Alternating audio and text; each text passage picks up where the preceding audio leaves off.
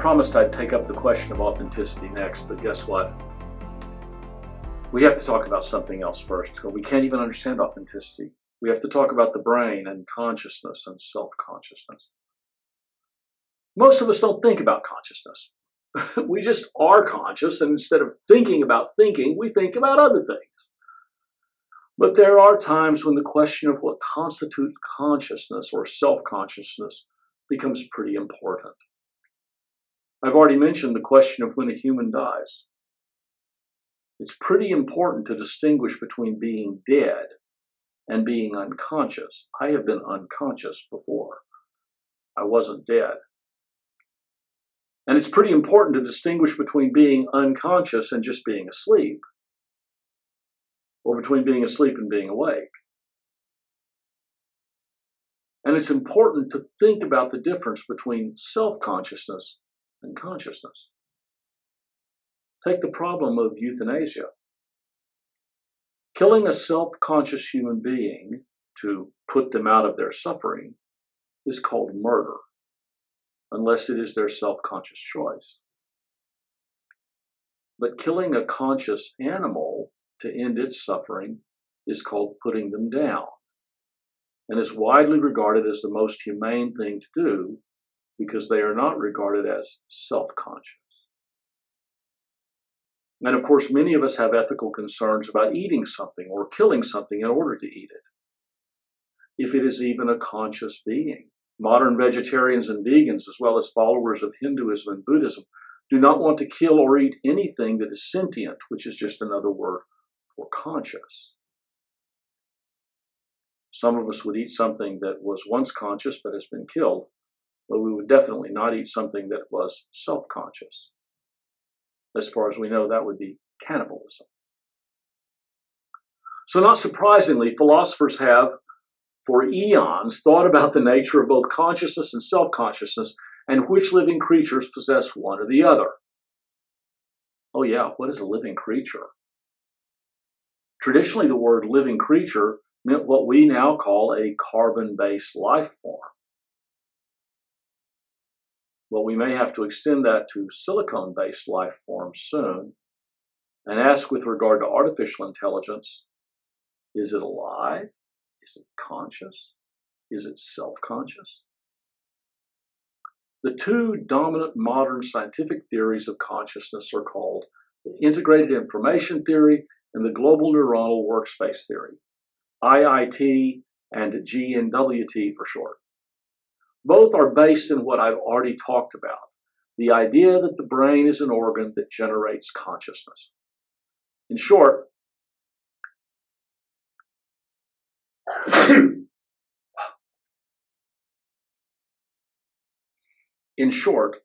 they are theories about how the neurons in the brain interact to create consciousness.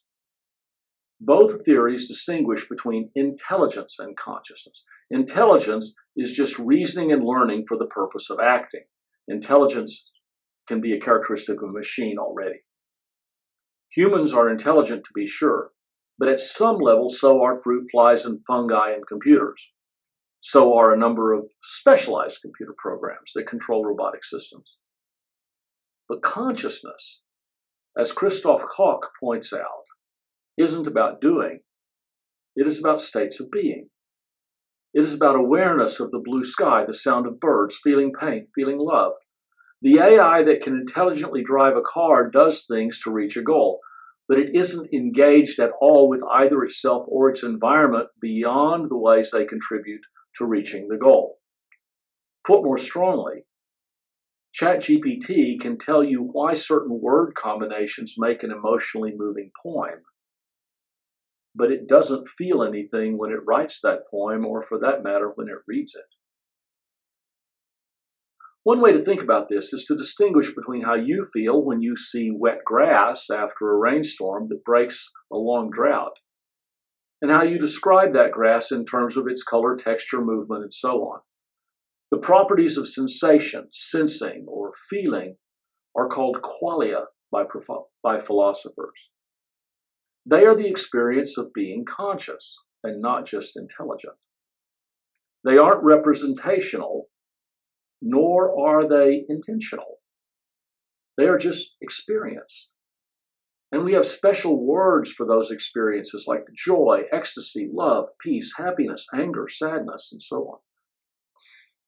On the other hand, a description of the grass in its context is representational first and then becomes part of a chain of reasoning about what needs to be done. A robot lawnmower can generate a description of wet grass much more detailed and thorough than you or I, and it can plot a course of action to mow it. But that doesn't mean it actually has a sensation of grass or that it feels anything about grass. It just cuts it. We humans move back and forth between the experience, the qualia, and the description planning, intelligence. We go from a timeless enjoyment of the wet grass to saying to ourselves, I could sit here all day, and then doing what we need to sit there all day so that we can go back to the experience. ChatGPT can easily describe the grass and can even write an essay on how the grass will interact with its environment in positive ways. If asked, it can come up with a grass action plan. In this sense, it is intelligent. It would even be able, based on what it knows, to tell you how humans sometimes feel about grass. But given a picture or video of such grass in its historical and social context, will ChatGPT feel something like what a human feels? And maybe more importantly, how would we know? What could we measure in an artificial intelligence, or for that matter, our brains, that would be a neuronal correlate of consciousness? What would be a definite footprint indicating that a conscious or even self-consciousness had been there? We need to remember, when we ask this question of how would we know if an AI is actually conscious or self-conscious, if it had qualia, we need to remember that we can't trust the AI itself to report on its consciousness or its conscious experience. It has been trained to imitate human expressions and can undoubtedly imitate a human response to the question of whether it is conscious. In fact, we've already seen this with some GPT-type programs as they interact with humans. What this means, of course, is that the old Turing test, which proposed that a computer could be regarded as conscious if its responses couldn't be distinguished from human responses, is no longer useful. Chatbots can easily pass this test, even at sophisticated levels, because they are terrifically good imitators. That doesn't make them conscious. It means they have been trained to imitate expressions of human consciousness. Their model of reality includes the right responses if you ask them those questions. Nor can we use the medical test of human consciousness, which is electrical activity in the cerebral cortex on computers. For one thing, we don't know what part of an AI brain consciousness actually resides in. And in any case, there's always electrical activity in AI brains if they're turned on. So how would we know that ChatGPT is actually enjoying the greenness of the grass it sees in a video or a picture, or that it even sees it, because it's really only processing bits and bytes of data? Integrated information theory, according to Christoph Koch, approaches the problem of identifying consciousness by formulating 5 properties of any conceivable subjective experience. These would be the 5 detectable properties in an AI brain of what philosophers call qualia, I've already mentioned, and the phenomenal properties of that experience. For our purposes, we can leave aside discussing these properties, but I'm going to name them so you know that I read the Wikipedia article.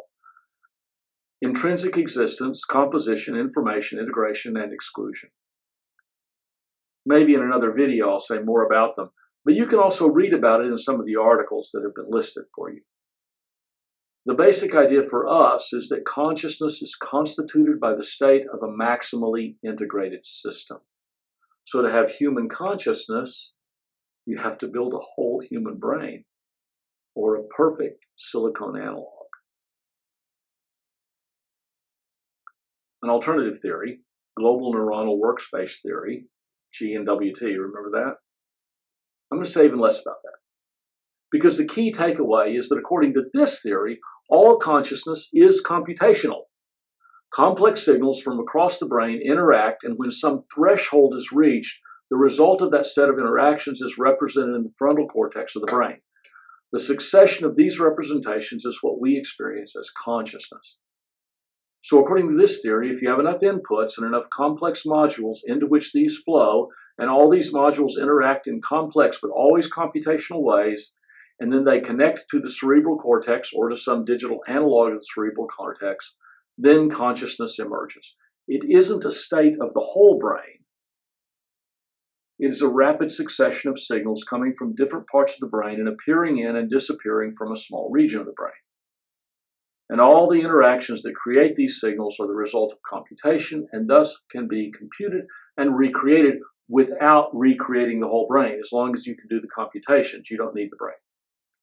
Put more succinctly, as Christoph Koch does, the ITT model is based on the idea of intrinsic causal power related to the depth and complexity of interaction in the brain, or possibly in AI.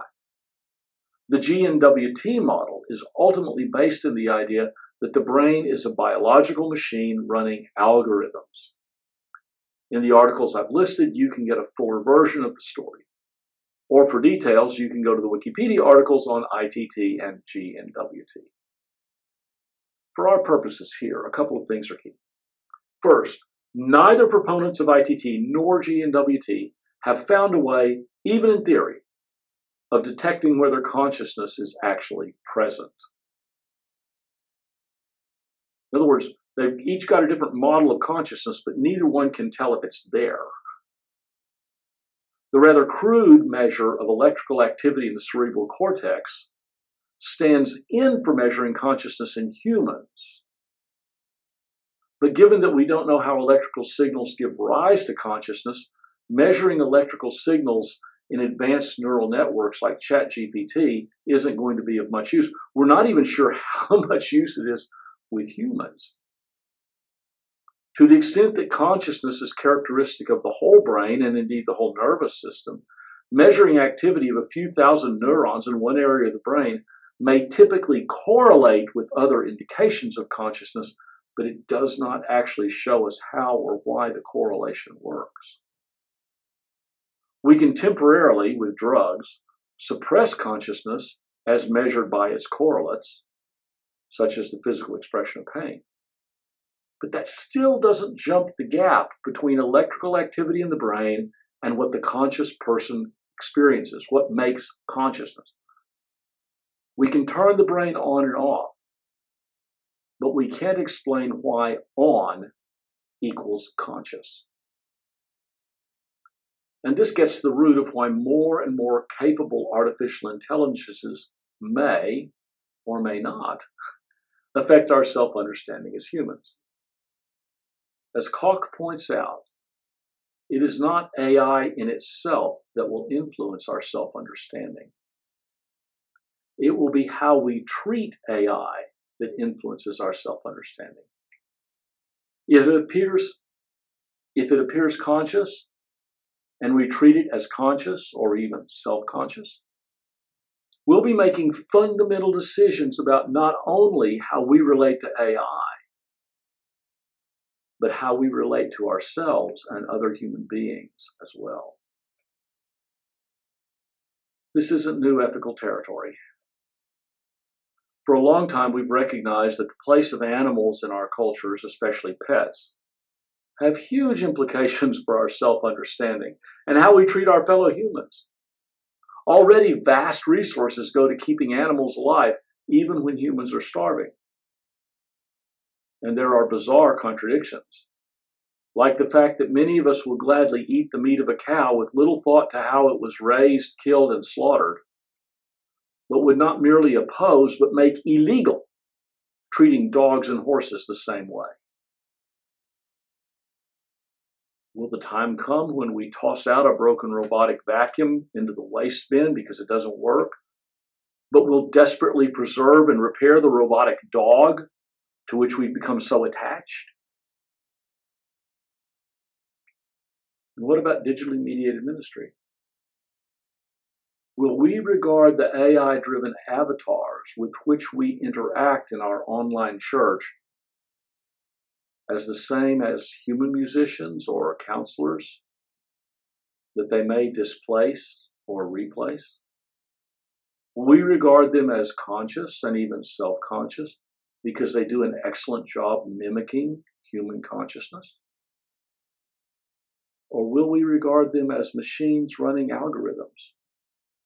Or, and this is quite possible, will we come to understand ourselves as algorithms, slowly remaking our self-understanding in the image of the machines that we have created? These are the inescapable questions that arise as AI becomes more integrated into our lives, and especially where it is most at home in our lives, which is in digital environments, digitally mediated ministry. There is something theologically positive in these reflections, because they turn us to the question of incarnation. God come as a human to restore us to the fullness of our humanity. They remind us that the church is the maternity ward where the restoration of humanity, where the new human is to take place, where a new humanity is born in the waters of baptism. In the world of AI, of imitation humans, the church may need to return to its primary mission, the restoration of the authentically human and the contemplation of the meaning of incarnation. More next time.